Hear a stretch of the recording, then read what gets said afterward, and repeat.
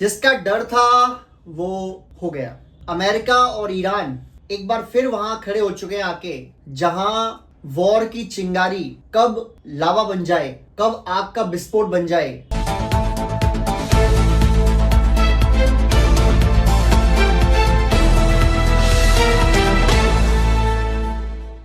Hello friends, जिसका डर था वो हो गया।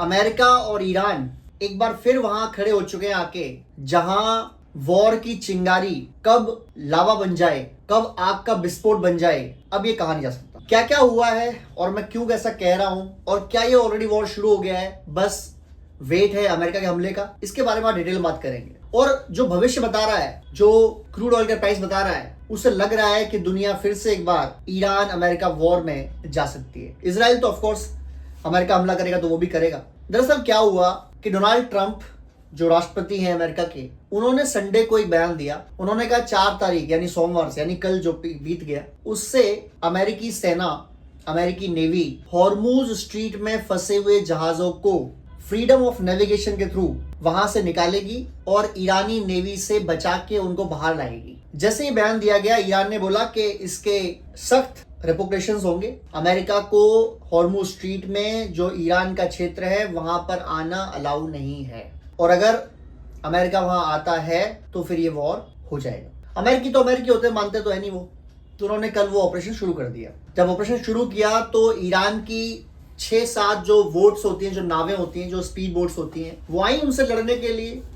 और ऐसा बताया जा रहा है कि अमेरिका ने वो 6-7 नावें बॉम्ब मार के, मिसाइल मार के, गोली मार के डिस्ट्रॉय कर दी। उसके बाद हालांकि कोई जहाज तो नहीं निकला उसको क्रॉस करते हुए, क्योंकि जहाज जो निकालेंगे बेचारे वो नॉर्मल नेवी के लोग होते हैं, नॉर्मल जो चालक होते हैं बेचारे वो होते हैं। वो क्यों रिस्क लेंगे जहां ईरान की नेवी उन पर बम गोले बरसा दे। लेकिन तब ये घटना हो गई, और वो घटना ये हुई कि ईरान ने इसका बदला लेने के लिए यूएई के जो पोर्ट्स हैं वहां मिसाइलें दाग दी। अब ये कम था क्या कि आपने यूएई पे हमला कर दिया बदला लेने के लिए, क्योंकि अमेरिका ने आपकी बोट्स डुबाई हैं। एक तो समझ नहीं आता कि यार अमेरिका बोट डुबा रहा है, आप यूएई क्यों मार रहे हैं। चले, आप जो सोच रहे हैं ईरान वाले कि हम इसका बदला कैसे लें, कैसे उन्होंने वहां मार दिया। रात होते होते कल एक न्यूज और आ गई।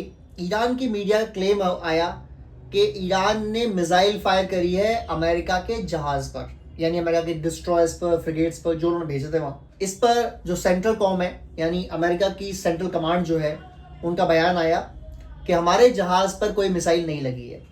उन्होंने ये नहीं कहा कि हमारे जहाज पर कोई मिसाइल फायर नहीं हुई है, उन्होंने कहा लगी नहीं है। जबकि ईरान का क्लेम था कि उन्होंने मिसाइल दागी है और मिसाइल जहाज पर लगी है। डोनाल्ड ट्रंप का बयान आ गया कि अगर हमारे जहाज पर हमला हुआ तो हम ईरान को नक्शे से मिटा देंगे। उसके बाद वो 2-3 पब्लिक मीटिंग में गए। लोगों ने उनसे पूछा कि ईरान के मामले में क्या स्थिति है, उन्होंने अवॉइड कर दिया, उन्होंने वो क्वेश्चन का आंसर नहीं दिया। अब जब आंसर नहीं दिया तब ईरान में हलचल तेज हो गई है अब इस समय फिर से, कि एक बार फिर ये वॉर हो सकता है, क्योंकि ईरान ने फायर कर दिए मिसाइल्स, यूएई पे चला दिए हैं, जहाज पे चला दिए अमेरिका के। अमेरिका ने 6-7 जो बोट्स हैं वो डुबा दी हैं उनकी। तो और रात में ही जो क्रूड ऑयल का प्राइस था वो लगभग $6 बढ़ गया। जो कल शाम होते होते $108-109 था, वो आज सुबह होते होते $113-114 पहुंच गया। जिससे ये समझ में आने लग गया कि जो ये लड़ाई है अब वो इनएबिटेबल हो गई है। वो कब शुरू हो जाए ये कहना मुश्किल है, और वो होगी ये कहना गारंटेड है। अब दुनिया में फिर से परेशानी का सबब शुरू हो चुका है। एक और चीज, यूएई जहां से अपने ऑयल को एक्सपोर्ट करता है, ईरान ने बोल दिया कि ये वाला एरिया भी हमारा है, और अगर आपको यहां से ऑयल एक्सपोर्ट करना है तो हमारी परमिशन जरूरत होगी। और यूएई पे जब हमला हुआ तो यूएई ने एक बयान जारी किया कि अब हमारी बर्दाश्त की लिमिट खत्म हो चुकी है, और अब हम पर हमला हो रहा है तो अब हम भी इसकी रिटेलिएशन करेंगे, जवाबी कार्रवाई करेंगे। एक फायरिंग, गोलीबारी जो साउथ कोरिया है उसके जहाज पर भी की है ईरान ने, जिसके बाद डोनाल्ड ट्रंप का बयान आया है कि साउथ कोरिया भी अब हमें ज्वाइन करेगा हॉर्मूज स्ट्रीट में पेट्रोलिंग के लिए और ईरान के खिलाफ वॉर के लिए। अगर इसमें यूएई आता है, अगर इसमें सऊदी अरब आता है जो ईरान के खिलाफ लड़ते हैं,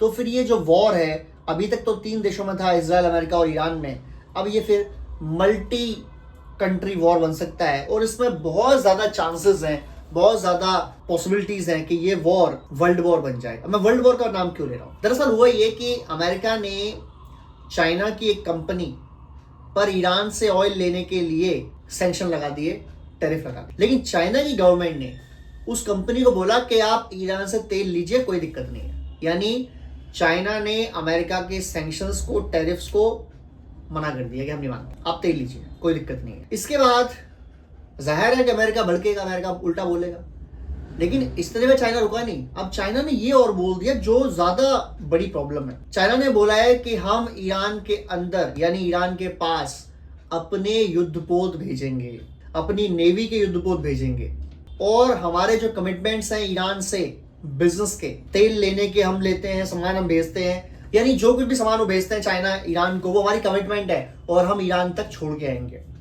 और अगर इसे रास्ते में कोई रोकता है तो फिर ये वॉर की स्थिति मानी जाएगी। यानी चाइना अब खुल के साथ आ रहा है ईरान के, और अगर चाइना साथ में खड़ा होता है ईरान के, तो या तो ये वॉर नहीं होगी क्योंकि अमेरिका विल अवॉइड कि चाइना से लड़ाई लड़े, और अगर अमेरिका अवॉइड नहीं करता है तो फिर ये वर्ल्ड वॉर बन जाएगा, इसमें कोई दो राय नहीं है। क्योंकि China America will fight each other, तो फिर वर्ल्ड वॉर होने में क्या रह गया। और उस केस में जो पूरा वेस्ट है वो आ जाएगा साथ इनके, अमेरिकन के, क्योंकि वेस्ट वाले ना हमेशा जो अपने दुश्मन है उनके खिलाफ इकट्ठे होते हैं, इसमें कोई दो राय नहीं है। वेस्ट वाले हमेशा अपने दुश्मनों के साथ, मतलब जो उनका कोर दुश्मन होता है उसे लेके आते हैं और फिर इकट्ठे होकर लड़ते हैं उससे। और चाइना इस समय पूरी वेस्ट की नजरों में एक दुश्मन है और वो लड़ने को तैयार है उससे। हालांकि ऐसा अभी सोचना पॉसिबल है नहीं है कि अमेरिका चाइना से लड़ाई लड़ी लेगा, चाइना पर ले ही आएगा वहां तक।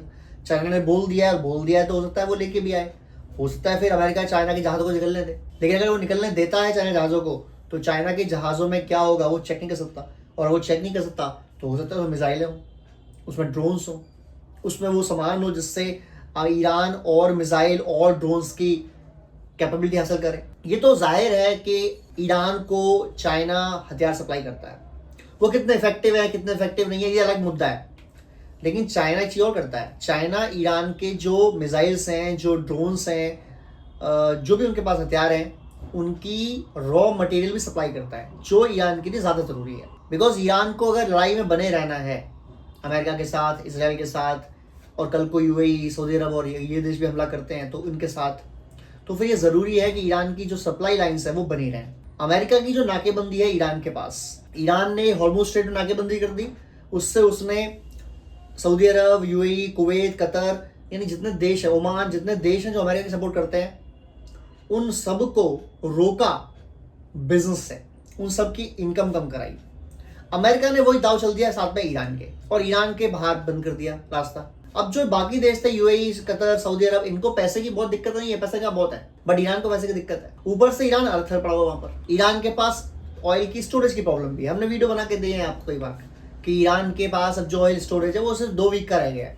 यानी 2 वीक के बाद उन्हें अपने ऑयल को या तो समुद्र में फेंकना पड़ेगा, या जलाना पड़ेगा, या अपने कुएं बंद करने पड़ेंगे। कुएं तो बंद नहीं करना चाहेंगे वो, क्योंकि कुएं बंद हो गए एक बार तो दोबारा उससे तेल निकालना और ज्यादा महंगा हो जाएगा बजाय नया कुआं खोदने के। तो ये बात भी है। अब अमेरिका पर ये जो मिसाइल फायर कर दिया ईरान ने, और यूएई में जो फायर कर दिया, उसमें 3 हिंदुस्तानी नागरिक घायल भी हुए हैं। अब ये वॉर लगभग रोकना नामुमकिन हो चुका है। आप ये कह सकते हैं कि हॉर्मुज पर ईरान ने साफ ऐलान कर दिया है कि अगर हॉर्मुज स्ट्रीट के अंदर अमरीकी जहाज आए तो हम उन पर हमले करेंगे। उसके 3-4 रीजन है, जाहिर सी बात है। भाई डोनाल्ड ट्रंप ये कह रहा है कि मैं उन लोगों को, उन तेल के टैंकर्स को, उन जहाज़ों को जो सामान लेके फंसे हुए हैं हॉर्मुज स्ट्रीट में तकरीबन 2 महीने से, उनको मैं बाहर निकाल लूंगा सेफली। ये तो उसने कहा और दुनिया सपोर्ट भी करेगी। लेकिन प्रॉब्लम दूसरी है, वो सिर्फ निकाल के बाद थोड़ी आ जाएंगे। एक बार अमेरिकन नेवी अंदर घुस गई, American navy will stay there, वहीं रहेगी। दूसरा, ये वॉर अगर अभी बंद होता है, दुनिया चाहती हो कि वॉर बंद हो जाए, हम भी चाहते हैं, आप भी चाहते हो वॉर बंद हो जाए, लेकिन Saudi Arabia, UAE, Qatar, Kuwait, even Oman और जाहिर सी बात है इसराइल, ये देश बिल्कुल नहीं चाहते कि वॉर बंद हो जाए। अगर अभी वॉर बंद होता है तो Iran will come as winner. फिर ईरान डिक्टेट करेगा उस पूरे एरिया को, और ईरान की बादशाही या ईरान की जो बातें हैं वो बाकी देश नहीं मान पाएंगे, और अगर नहीं मान पाएंगे तो फिर इनमें आपस में लड़ाई होगी, जिससे फिर अमेरिका को वापस आना पड़ेगा लड़ने के लिए। क्योंकि अमेरिका की डील है सऊदी अरब से, any attack on Saudi Arab will be counted as attack on America. Iran की डील है कतर से, any attack on Qatar will be counted as attack on America. और अगर ईरान अपनी चलाएगा हॉर्मुज स्ट्रीट कंट्रोल कर लेगा तो फिर तो वो मुंह मांगे पैसे मांगेगा, फिर तो वो कहेगा कि भाई तेल इतना ही बेचो, तेल इतना मत बेचो। वो कंट्रोल करेगा, पूरे एरिया को कंट्रोल करेगा, जो अमेरिका बिल्कुल बर्दाश्त नहीं कर सकता। और अमेरिका कर भी ले एक बार को बर्दाश्त, Saudi Arabia, UAE, Qatar, Kuwait, Oman, Jordan, Israel, ये सब बर्दाश्त नहीं करेंगे। तो ये वॉर तो होना है और ये वॉर अभी रुका नहीं है। ये सीज फायर है, या आप ये कह सकते हो कि अमेरिका अभी वो प्रॉब्लम दे रहा है ईरान को कि ईरान फिर हमला करे। अब कल एक मिसाइल तो फायर हो चुकी है, अगर 2 वीक और ये रुका रहा तो ईरान हमला करेगा, ईरान को हमला करना पड़ेगा, क्योंकि सर्वाइव करना ही मुश्किल हो जाएगा उनका। अगर वो अपना कुछ बेच ही नहीं पाएंगे, कुछ खरीद ही नहीं पाएंगे, बाहर से कोई आना जाना ही नहीं है, ना खाना है ना कुछ है, तो फिर प्रॉब्लम क्या होगी? प्रॉब्लम तो होगी, फिर तो लड़ाई होनी है। अमेरिका का प्लान साफ है कि चॉक करो ईरान को, ईरान के सारे चीजें रोको, सारे बिजनेस बंद करो, सारे धंधे बंद करो। एक साइड से ईरान का काम चल रहा है रशिया से, बट प्रॉब्लम ये रशिया तो खुद का तेल बहुत है, वो क्या करेगा ईरान का तेल लेके? हाँ, हथियार वहां से आ रहे होंगे क्योंकि उनके पास पीछे कैस्पियन सी है, ये आप कह सकते हैं पूरी लेक है जो समुद्र तरह काम करती है, उस पर वो इंटरनेशनल लॉ में भी नहीं आती है, क्योंकि तो 5-6 देशों बीच में है, ईरान में है, तजाकिस्तान में है, उज्बेकिस्तान में है, उधर रशिया में है। तो ये जो लेक है, इसकी वजह से ईरान रशिया का बिजनेस चल रहा है, हथियार सप्लाई हो रहा है, सब कुछ चल रहा है, वहाँ कोई प्रॉब्लम नहीं है। प्रॉब्लम चाइना के लिए है। चाइना जो 90-95% तेल इंपोर्ट करता है ईरान का, वो तेल इंपोर्ट नहीं कर पा रहा। चाइना से बदले में जो हथियार आते हैं, जो दवाइयाँ आती हैं, जो खाना पीना आता है, जो भी आता है चाइना की तरफ से ईरान को, वो ईरान को नहीं मिल पा रहा। अब चाइना ने घोषणा करी थी कि हम तो अपने युद्धपोत भेजेंगे भाई। अब देखना यह है कि क्या चाइना के युद्धपोत आने से पहले अमेरिका हमला कर देता है या उनके युद्धपोत आने के बाद हमले करता है। और अगर हमले हो जाते हैं और चाइना से अगर वॉर हो जाती है बाई चांस, तो फिर क्या दिक्कत रह गई इसमें कि ये कहा जाए कि वर्ल्ड वॉर हो गया? और क्या इस स्केल वॉर का स्केल फिर इतना ही रहेगा जितना है? नहीं, इस वॉर का स्केल फिर बहुत ज्यादा होगा और बहुत डैमेजिंग होगा, और हर देश ऑलरेडी चपेट में है इसके, डायरेक्टली और इनडायरेक्टली, फिर और ज्यादा चपेट में आ जाएगा, और ज्यादा, और वहां परेशानी हो जाएगी बहुत ज्यादा। एनीवेज, उम्मीद यही करते हैं कि वॉर ना हो, बट मुझे ऐसा लगता है कि अब ये वॉर होने वाला है।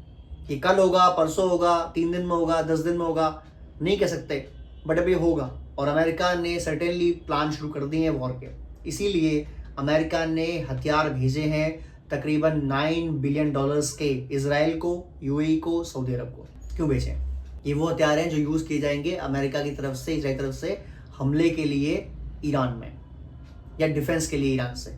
ये वॉर क्यों रोका गया था? बिकॉज इजराइल के अंदर भी मिसाइलें गिर रही थी, तो इजराइल के जो डिफेंस सिस्टम थे वो वीक हो चुके थे, उनकी मिसाइलें खत्म हो चुकी थी, तो वो मिसाइल चाहिए थी। यूएई, सऊदी अरब, सब जगह मिसाइल के स्टॉक खत्म हो रहे थे, पेट्रोट के, थार के, तो वो चाहिए थे। और अब ये सब पूरे हो चुके हैं, तो अब ये वॉर फिर हो सकता है start. Hope for the best कि लड़ाई ना हो, बाकी देखते हैं। जय हिंद, जय भारत।